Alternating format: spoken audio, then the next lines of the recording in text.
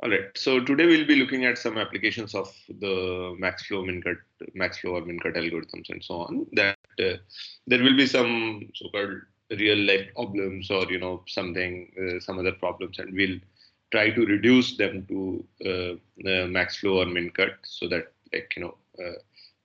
just renaming those problems in a different way, or looking at them in a different way in terms of Maxflow or Mincut, we'll be able to solve them. Okay, so the first problem that we'll see is actually that's what we started our discussion of max flows with. So we should definitely revisit that, and that's the bipartite matching problem.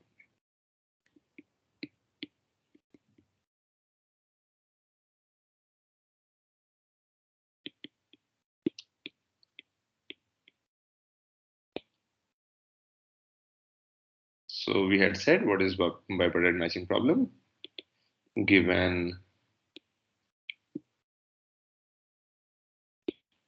G is equal to, let's say, V is equal to X union Y. This is the bipartition, comma E.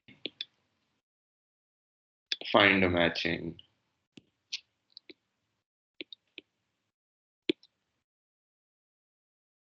in G of largest size. So here G is bipartite. And X union Y is the bipartition. Okay. And just to remind that M subset of E is the matching.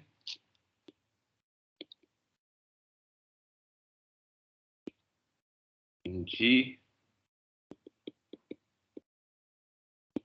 if for all V in V, at most one edge in M is incident on V. Just to remind ourselves of the definition of a matching. Okay, good. So bipartite matching problem we had seen before, and actually, so anyone has any idea how can we solve this problem now using Maxflow Mincut? One of those two.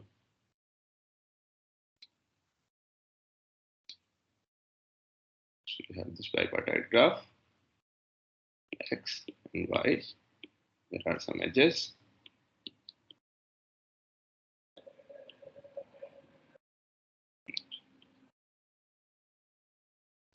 Or something like this, let's say.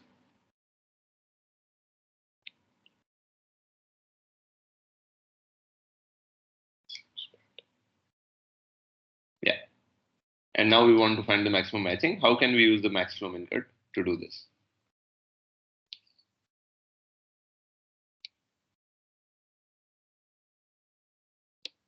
So the idea is to add a source here and to add a sink here. Because we don't have a source and sink, if we want to use like Maxflow Mincut, then we need a source and sink, right? And then what we do, we add edges to, also we need to make the graph directed, because the problems that we had seen are directed. So we direct all the edges away from X towards Y. And then from Y to T also we add these edges. And we put C is equal to 1 for all.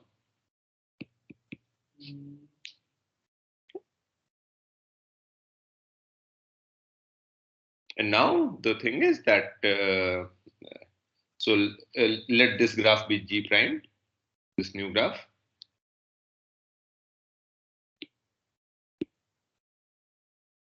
And let F be a maximum flow in G prime. And let M be a maximum matching in G. Or, yeah, and actually I wanted to size. Okay, fine. So let this has value VF and this has size whatever K. Are we using K somewhere? Not yet. So let's say that size of M is K. Well, it's fine. So basically, what we want to say is that now this maximum flow will give us the size of the maximum matching, right? They are equal somehow. So one side is easy to see. So what we want to show is that VF is equal to size of maximum matching.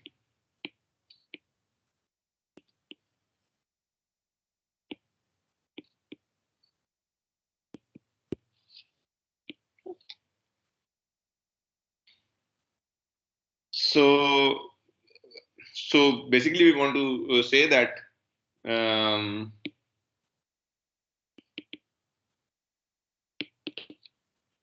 there exists a flow of value K if and only if G has in G prime, right? If and only if G has a matching of size K.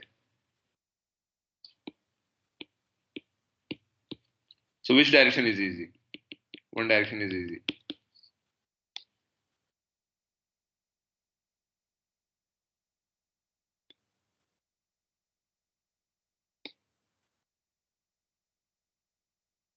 Anyone? Or if G has a matching of size K, then we can simply connect. Yeah, exactly. So suppose G has a matching of size K, that means you have this X and Y, and you have this matching of size K. None of them share an endpoint. So this has size K. You take S and just these edges. So for these edges, you just put f of e is equal to 1 for all e in M in the matching, and also for these edges, for the starting point and for the end point, and this flow value is going to be K. So you can verify this. I'm not going to do this in detail. This is easy part. Yeah. For the forward direction, how will we show now? That suppose there exists a flow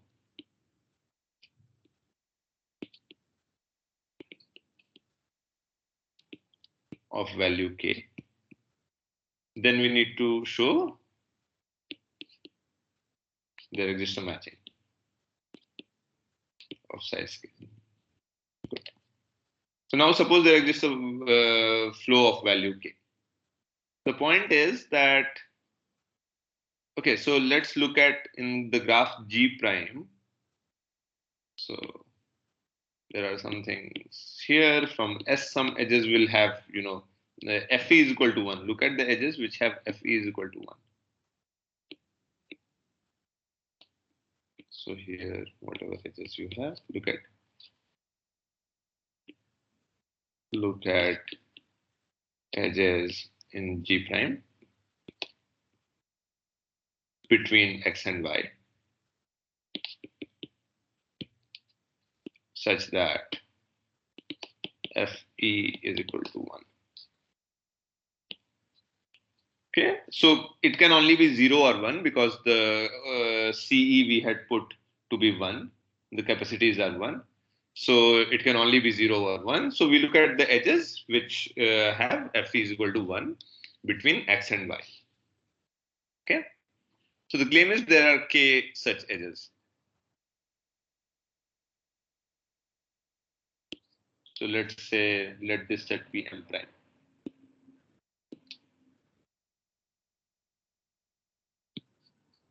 So claim 1 is M prime is greater, is equal to K actually.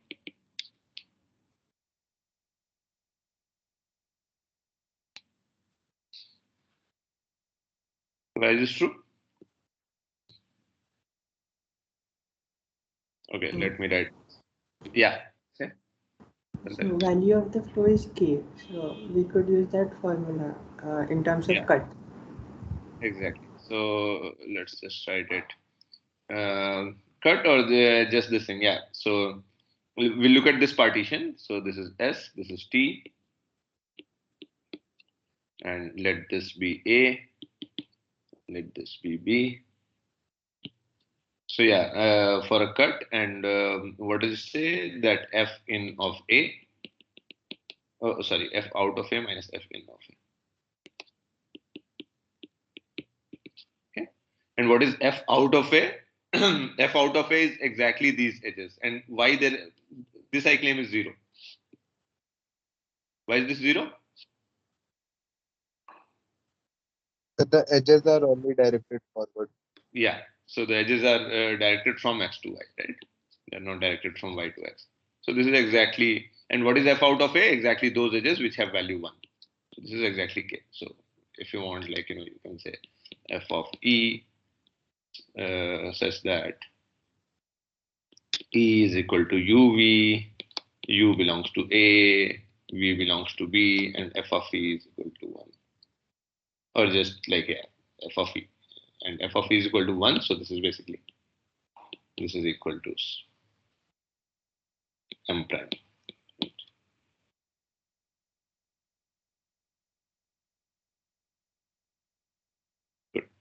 So this we have, this we got. Now claim 2 is going to be, so we already got that the size of the edge set is exactly k. Now we just need to show that for all x in, let's say x, at most one edge in M prime is incident on it.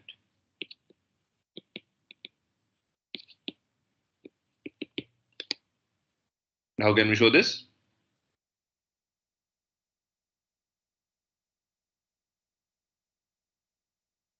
Through conservation of flow, I take it. Conservation flow, right? So here we have one vertex. It has only one edge coming from S with capacity 1. So, f in of V is less than or equal to 1. So f out of V is also less than or equal to 1. So at most one edge can be in M prime.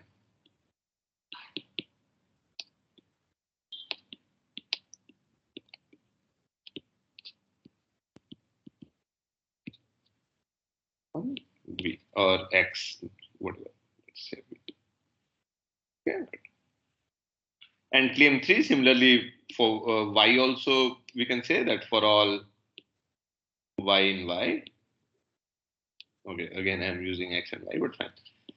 At most one edge in M prime is incident on it. And again, this is same flow conservation.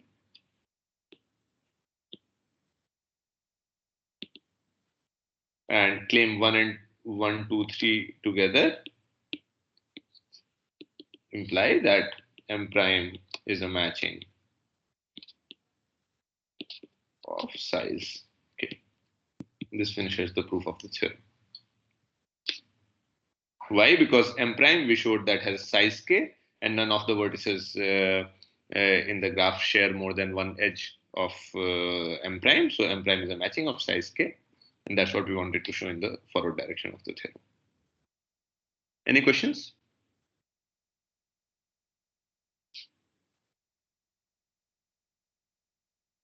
Okay, so if not, let's move forward. So just like, some small things like, for example, the running time. So here, if we want to do the running time analysis, so which algorithm should we use? We had three algorithms. One was the like normal Ford-Fulkerson, one was the scaling, and one was then this pre-flow push. Which one should be used?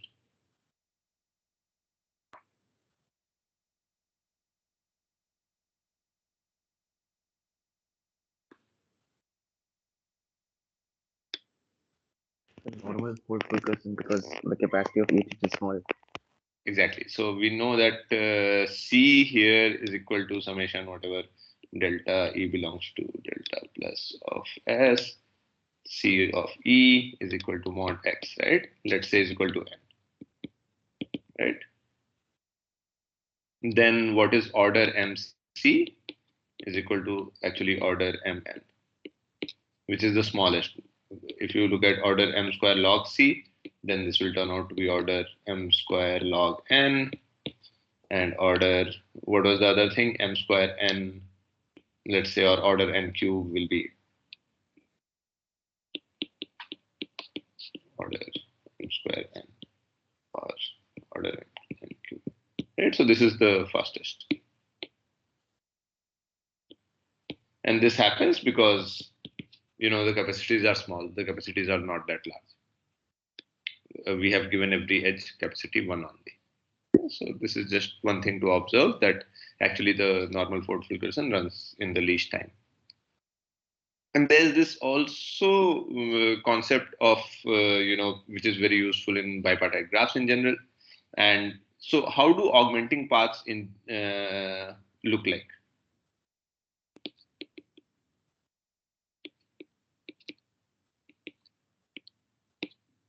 In case of bipartite graphs, right? So you have this, x and y, and you have a matching, suppose, or generally you have any flow. Okay. So I'm using these now as, so suppose the flow looked like this. Okay. That means in the augmenting, in the GF, these edges will be backward. So I'm just going to draw the, GF for now. That these edges are backward, and only these edges are backward. Every other edge is forward because, there is nothing to push back on them. So every other edge goes forward. Okay. So now if in this graph we want a path from S to T, right? Then first we have to take an edge that is not saturated, because the saturated edges are, backward only. So first we have to take this edge, let's say. Then we have to take another edge that is not in the flow already. But then after that, for coming back, if we have to come back, let's say, from y to x, then we have to take one of the flow edges, because those are the only edges coming back. Every other edge is going forward, right? So then we go like this. Then we take a matching or a flow edge. Then again, we have to take a non-flow edge.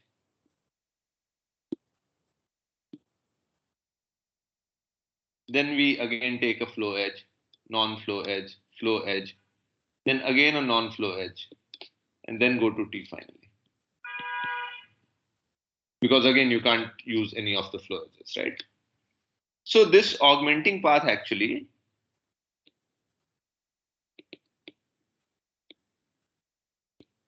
uses flow, non-flow edges alternatively.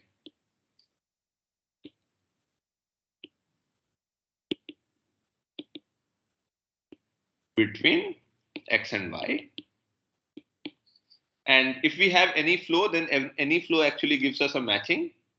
And this alternating path basically now increases the size of the matching, because now you get this matching. 1, 2, 3, 4. And which is, of course, obvious, because whenever we get an augmenting path, we increase the value of the flow. And if the value of the flow increases, of course, the matching size increases. So when we find an augmenting path, the matching size increases. So this is also called alternating path in case of bipartite graphs.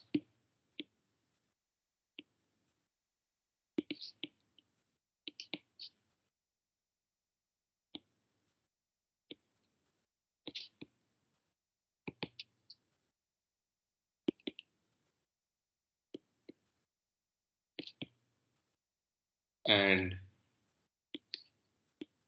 their existence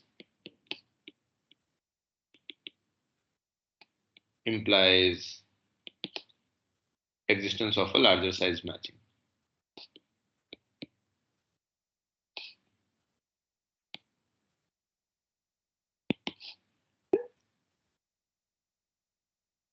Then there is also one small thing, which is like, Hall's condition, as it is said, that so G is said to have perfect matching if so let's say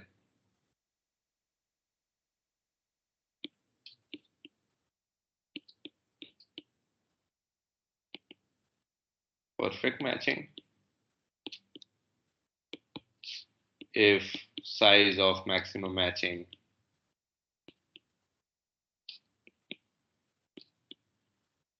is equal to the size of the sets, that every vertex basically gets matched, right?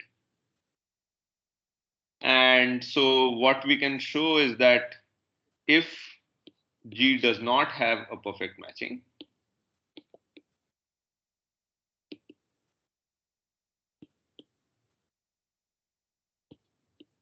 then there exists some X prime subset of X such that the neighborhood of X prime, the size of it is less than size of X prime. And this can be found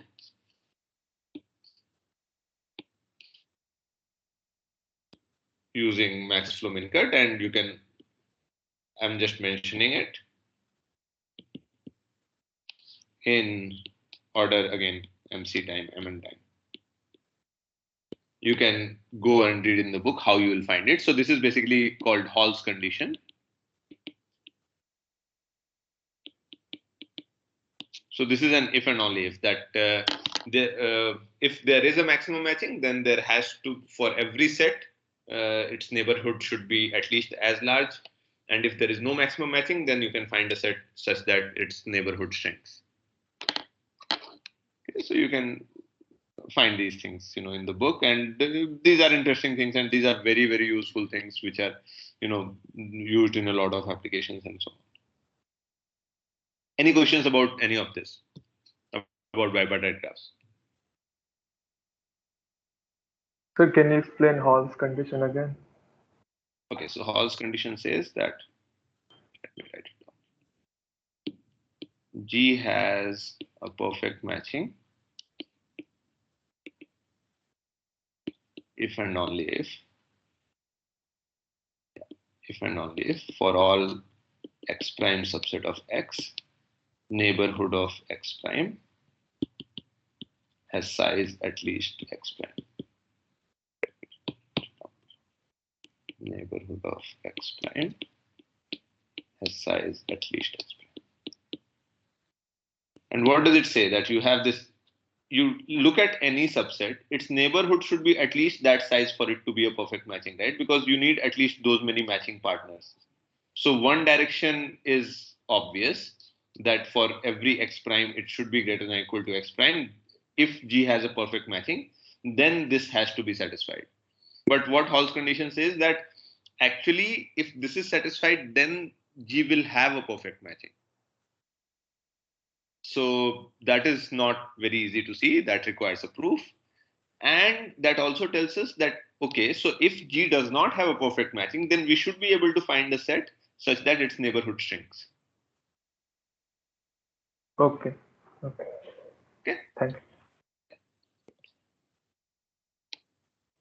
Okay, so this is one application, and I want to go through, quickly some other applications also, so that at least you know some of them. Okay.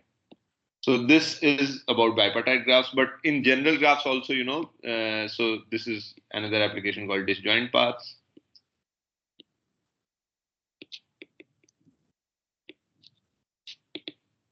So suppose you are given a G, some S and T, right? And you want to find maximum number of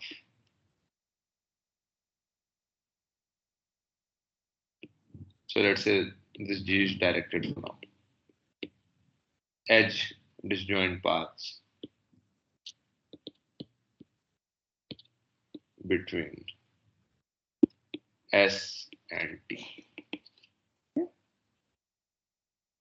So now this is some directed graph. This is not a bipartite one, and you go from some place to some place, and here you have an S, here you have a T, and you want to find out that how many edge disjoint paths are there.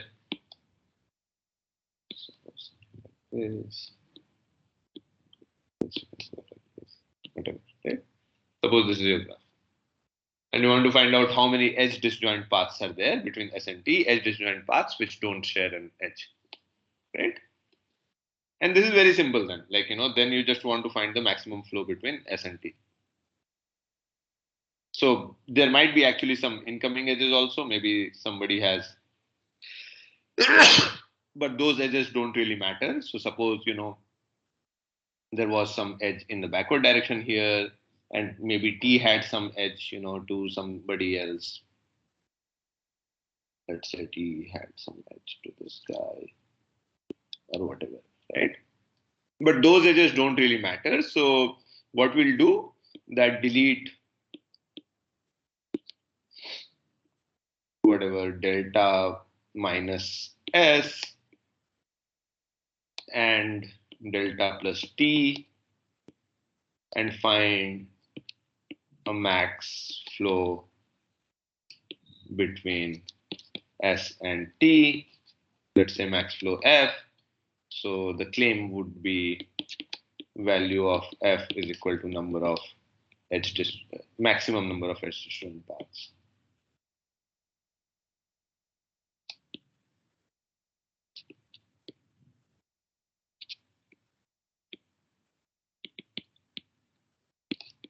Between S and T.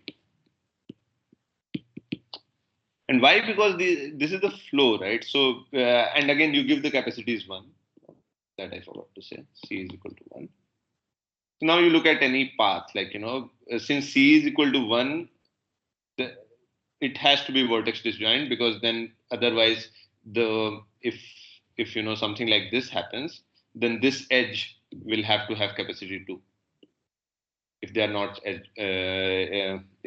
edge disjoint. So you can show this, that this claim is actually true, and this is how you can find the number of vertex disjoint paths, edge disjoint paths. So this is for directed graph. What we can do for undirected graphs?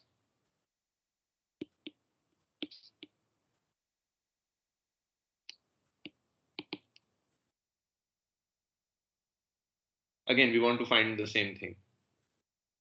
Given G is equal to V comma E, S and T belonging to V, find the maximum number of edge disjoint paths.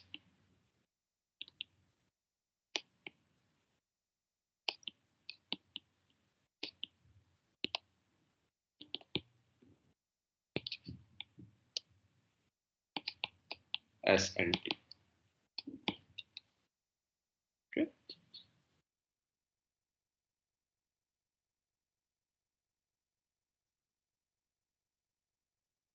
So, any idea? We might replace an edge by 2 directed edges. Exactly. Replace UV belonging to E by 2 directed edges.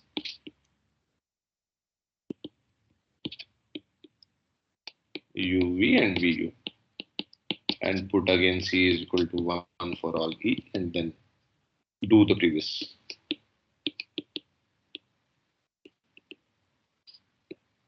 Procedure for directed graph.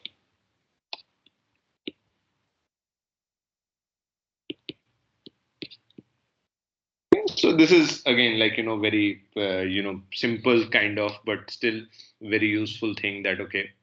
And there is another thing, another theorem, which now if you apply, so till now we are just applying the flow things, but if you want to apply the cut things, then what does it say? That the maximum number of edge disjoint paths,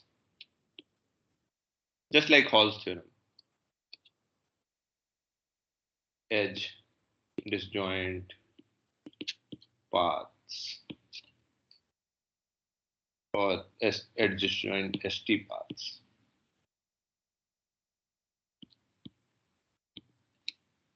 is equal to the minimum number of edges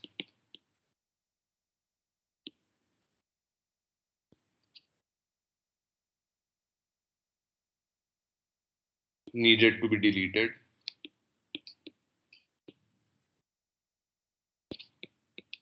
to kill all paths from S to T. Okay, so this is again that either there exists a flow of size k, or there exists a cut. So here the cut will correspond to some edges that if you delete from the graph, because every edge has capacity 1, and so on. So this is again a special case of max flow min cut theorem, and this is called Menger's theorem. And Hall's theorem is actually another special case of Menger's theorem. So it's like the max flow min cut. One specialization is Menger's, and then the other one is Hall's theorem. And this you just apply the the max flow min cut on the graph, and then you will get this. Okay, so I want to again so there is an extension of max flow min cut which is called circulation with demands.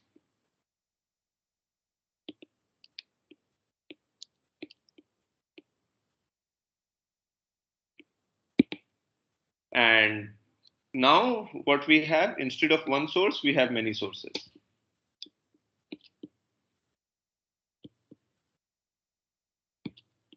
Set of sources. Let's say S. Similarly, set of sources, set of sinks, we have T, right? And still the capacities are integers. But now for all Si in S, or for all S in S, let's say, or for all V in S, or for all V in V, we have some demand. Let's say dV, and dV is less than 0 for V belongs to S, and dV is greater than 0 for dV in T. So what is it saying? It is saying that, okay, now instead of having one source and one sink, we have many sources, which will so dV is less than 0, that my demand is less than 0, that means I'll be supplying. And the demand of a sink, is greater than 0, that means, okay, some flow I will receive. I will not be supplying, I'll be sink for some flow. So there are many now, and you want to, send something, through these edges again, and so on. Why am I drawing this all to one vertex only? So something is happening, and then the flows meet, or something happens, and finally you have to get to these guys, the sinks, right? Some graph you have, okay? And so now we are given these demands that, okay, here we have some source and here we have some sinks. Source want to, originate some flow, sinks want to absorb some flow. So how do we do this? So any idea? So let's first, okay, that what are we looking for? Now we are looking for circulation instead of a flow with demands.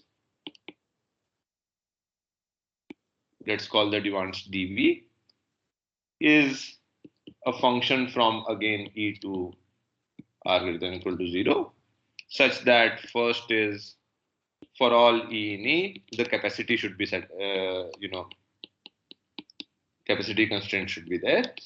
And for the second, now we just want to say that, the flow conservation, instead of the flow conservation, we just say that F in of V minus F out of V should be equal to the demand. That's it, right? So this is what we want, that for every vertex, this is what the desired thing is. And what is the question? The question is that, does there exist a flow? Or given a flow network, does there exist a circulation?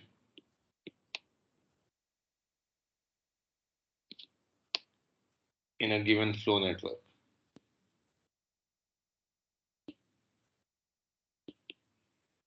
Satisfying one end.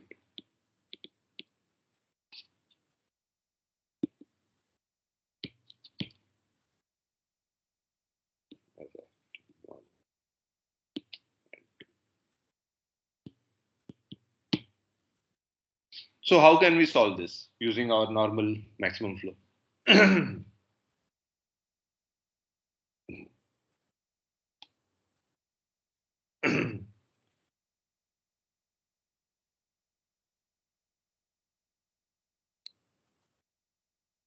Any ideas?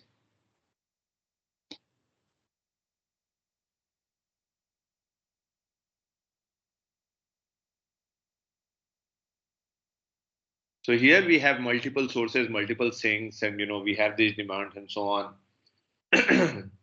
But actually, the solution is very elegant and very simple. So we do something like what we did in the case of bipartite graphs. So we have this graph. We add a new source. Let's call it S star. We add a new sink T star, and from S star we add edges to all V in S, and from all V in T,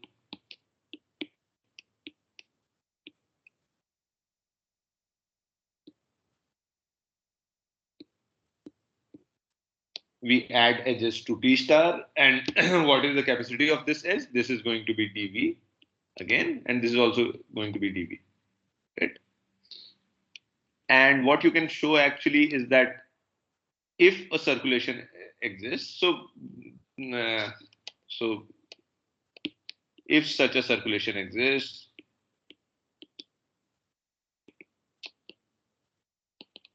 then summation of dV is equal to 0. V belongs to V. I mean, this, just in the proof, this might be needed. And so that means that now you can say that, okay, suppose D is equal to the summation of dV, V belongs to T, the total demand, right? This is D. And that is going to be this also. Here also, that is the number is going to be the same. This is also total is going to be D only. And the theorem will be, there exists a circulation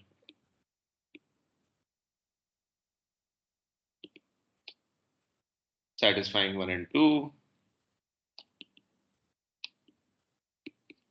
if and only if there is a flow of value D in G prime, where G prime is this graph.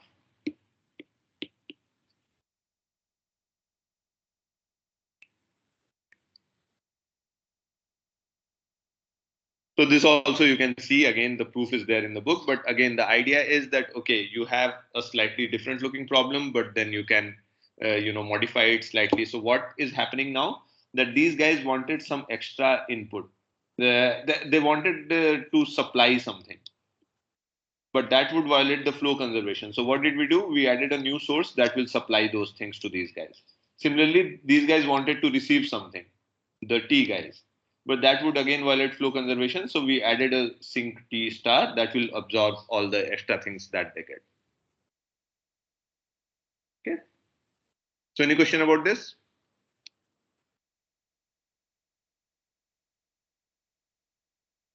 Yeah.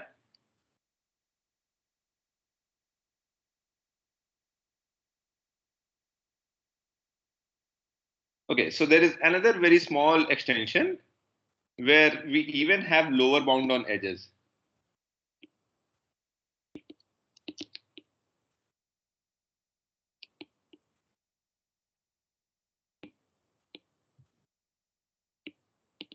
That we don't want, like, zero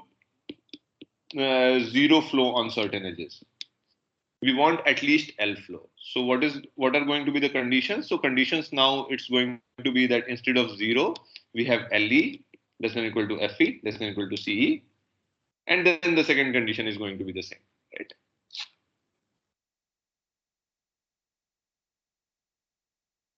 And so suppose now we have this problem where we are given these lower bounds. So what is the solution for this? New graph G prime, where so we had this edge UV, for which we had some lower bound LE and capacity CE. So what we'll do, we'll make again edge UV with capacity. We'll decrease the capacity CE minus LE. But what we'll do, we'll use the previous thing and we'll demand something that, okay, then we should have something coming in from this edge. So we'll put demand of V is equal to, but there can be many edges like that coming in V, right? Such that, so dV is equal to summation of LE, where E is the form, or E belongs to delta minus of V.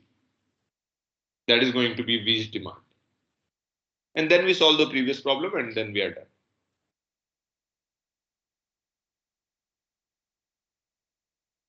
So here the demand of V earlier, whatever it was, okay, so it should be dV minus LE. So original demand minus this much.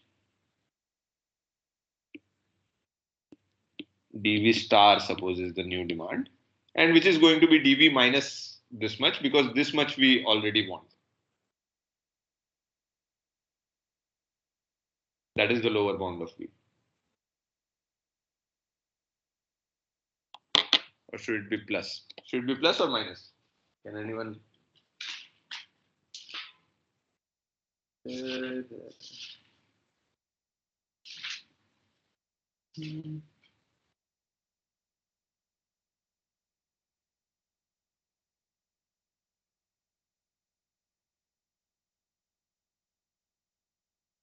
Yeah, this is fine. Because again, like, for this, we want this much will be satisfied by, these edges itself. And then we just want the extra to be, the demand extra should be just, D star B. So this is again like, one application where, we now can reduce it to one of the previous problems. And one of the previous problems was this edges with lower bounds, vertices with demands. Okay. So any questions about this thing? I know I did it in a bit of hurry, but if there is any question, please ask. So can you please explain the last problem? Say again, the statement of the last problem. So, what you did? What we did. So what I did was that, okay, so in the new graph G prime,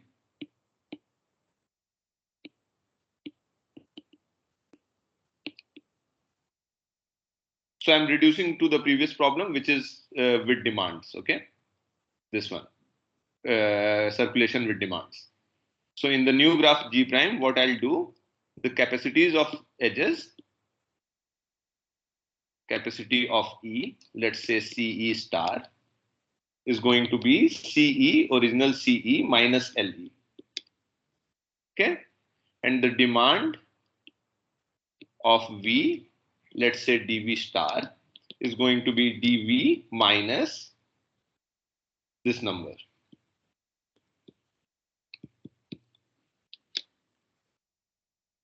And then I solve the problem, circulation with demands.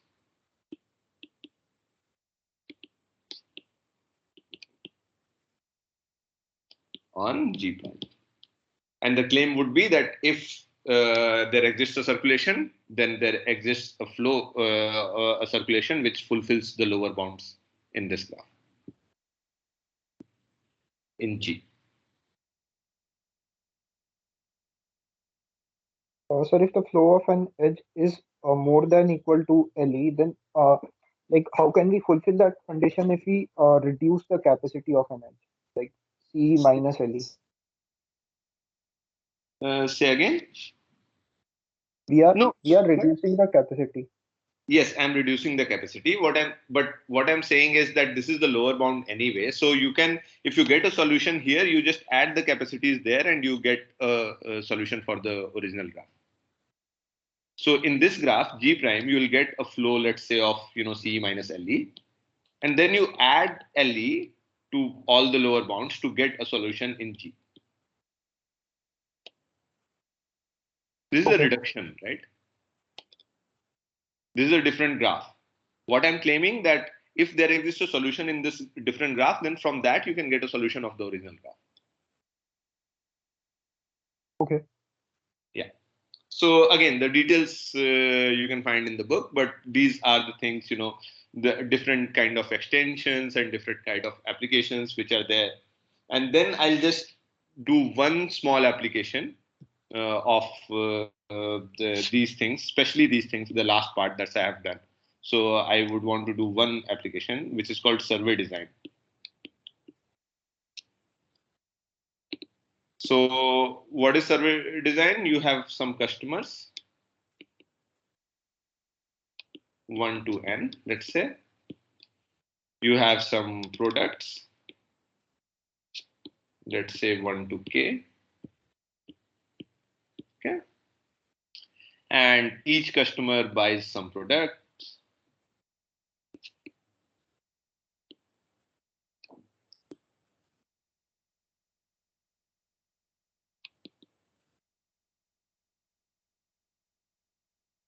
And now company wants to survey customers.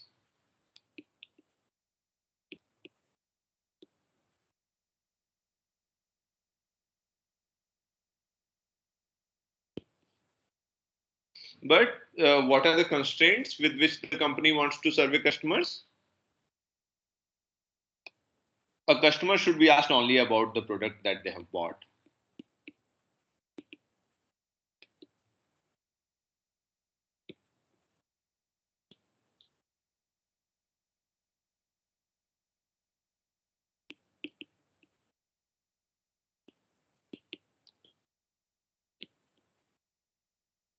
Okay, and for each customer,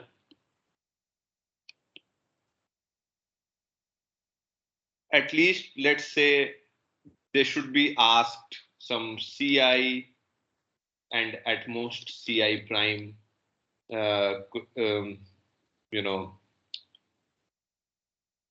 products can be, each customer can be asked about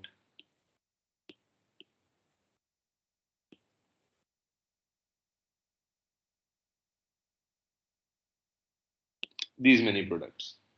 Okay, so you should not be asking, any customer about too many products or too less products. But similarly, for each product, again, similar things are there. That you have some Pj less than or equal to Pj prime, customers should be asked.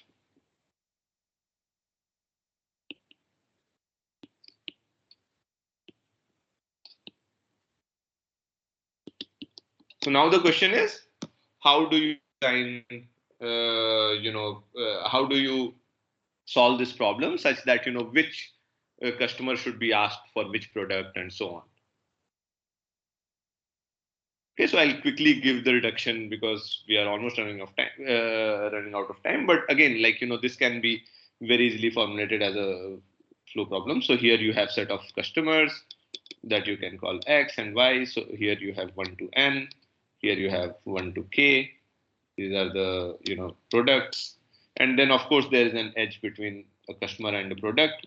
If the customer buys the product, so Ij belonging to E, if I buys J, right? Customer I buys product J. And then what do we do? Again, we add the source. And then we add a sink. And then maybe we might want to, since we want circulation, so add an edge back from T to S also. And what do we want? Now here we give the capacities, right? So here we give the Ci prime, the maximum that we want to pass. And now for these guys,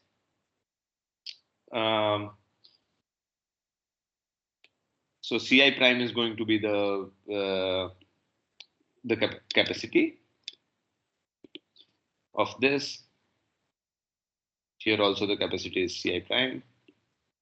The lower bound is going to be 0 here. And for actually the lower bound is going to be CI. CI is lower bound. Because what do we want? We want that for each customer, at least CI, products are asked. So it will get this CI many things, and then it will have to send out these CI many things from here. So CI is lower bound, and CI prime is the capacity. And for all of this, capacity is 1, 0 is lower bound for these edges. And then again for outgoing, here Pj prime is going to be the capacity, and Pj is going to be lower bound. Right? And for this edge, for this T comma S, you can put the capacity, just the summation of all Ci prime, all this. And lower bound 0. And that's it. So now in this, if you want to maximize the, if you find a circulation, if there exists a circulation in G prime, fulfilling the demands, or just in G prime, satisfying 1 and 2, the above thing, then there exists a questionnaire. A questionnaire can be made. Questionnaire can be made, satisfying the demands, whatever the demands are, that a customer should be asked so many questions, and each product should be asked to so many customers. And why is that true? Because for the outgoing edges from S, we have that the lower bound is Ci, and Ci prime is the capacity. So any flow that is there will take out at least Ci, Ci flow from here. And now since here it is 1 or 0, then each customer will be, sending out this flow to, at least Ci many products. That means those products will be assigned to, those customers. Some other products will be assigned to some other customers, and so on. And similarly for each, this guy, for each product, again, since Pj is the lower bound, that means at least Pj flow should be coming here. That means it must be getting from at least Pj many customers the flow of 1. So its demands will be satisfied because we have put the lower bound of Pj here, and the upper bound is capacity is Pj prime. So it will not be asked to more than Pj prime customers. Similarly for this side. And then if you solve this problem, then you get a solution for whether a questionnaire can be designed or not. Any question about this particular application, survey design? So this is it for today, but if there is any question, please ask. Why is that the last edge from T to S? Because you want it to be a circulation, right? You would want this to be satisfied, or you would want to then put. So here we are just solving the circulation problem. We are not having the demands for nodes. You can combine these problems and then you can put some demand for T and S, and that would solve the problem. But right now we are just solving that, okay, does there exist a circulation which just satisfies these things? We are not having demands. So that is why we added, so that now, just existence of a circulation will solve the problem. Okay.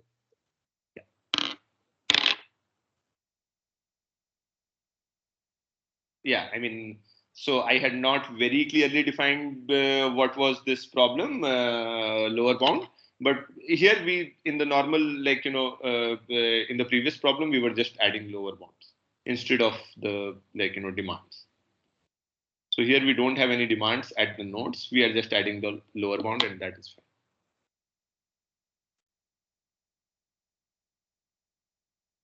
And again, so the proof is not very hard. You can go through it in the book, and you can see how it works and so on. Any other question?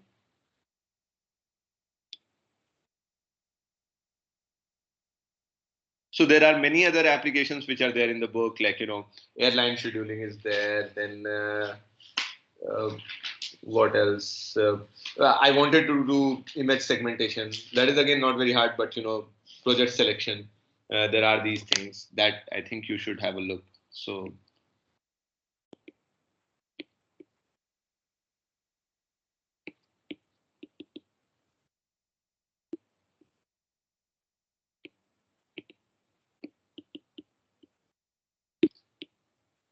I mean, there are like many applications which are there, but of course we can do only so many in a class. So these, you can have a look from the book. And this actually finishes our treatment of max flows or flows in general. And we'll be starting with the NP completeness on Thursday. Okay? So I Yeah. had a question not related to this. So I missed the minor. I had also mailed you and sent you my medical certificate. So when will Can you forward that email, whatever you had sent before, and then we'll okay, sir. see what. Yeah. Okay, sir. Yeah. Okay. Sir, I Any had a other? question related to assignment. Yes. Tell me, please. Like in question 3, we are If you given have that an some, aspect. if you have some very specific question, then ask it on Piazza, na? Because many others might have the same doubt or something. It has already been asked. Okay, on Piazza. Yeah, so we expect a reply. And it has. There has not been any reply there. You are saying. Yes, sir. Prithij? So nobody has answered this question there, is what you're saying. Yes, sir. Okay, just a moment. I'll have a look, but okay, let me also see what is your question then.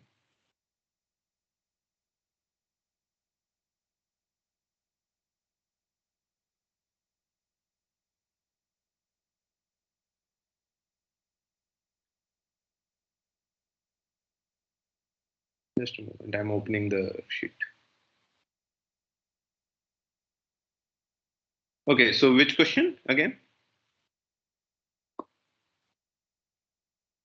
Which question?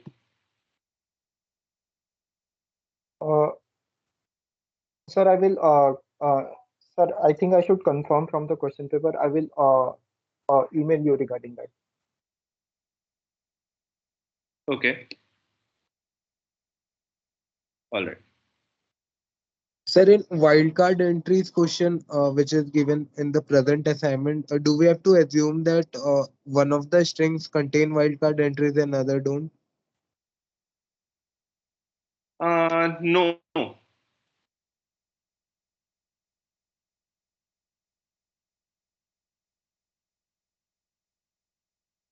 No, I don't think so. I mean, I'll have a look since you're asking, but I don't think there's any such assumption to be made. But also, those two strings should match completely, right? And not one string is matching with a part of that other string. No. Okay. Yeah, and matching completely, so that's what. But matching completely, if you have a star, then you can replace it with whatever, and to match and so on.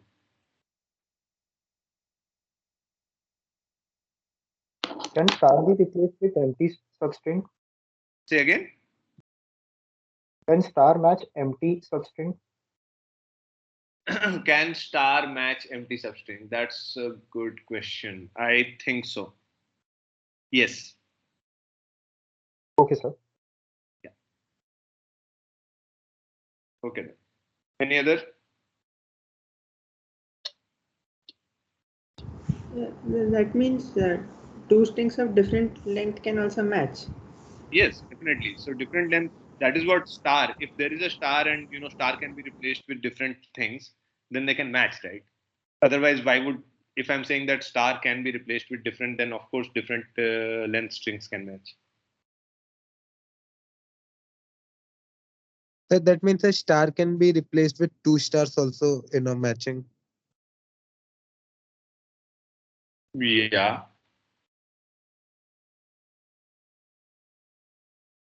I mean, 2 stars is useless, isn't it? No, sir. In case we have a pattern like that, means we can assume. Yeah. I mean, all I'm saying is that I was answering Sandak's question first. That okay, that if you have a star and a star can be replaced with more than one character, then of course you can match strings which are not of the same size.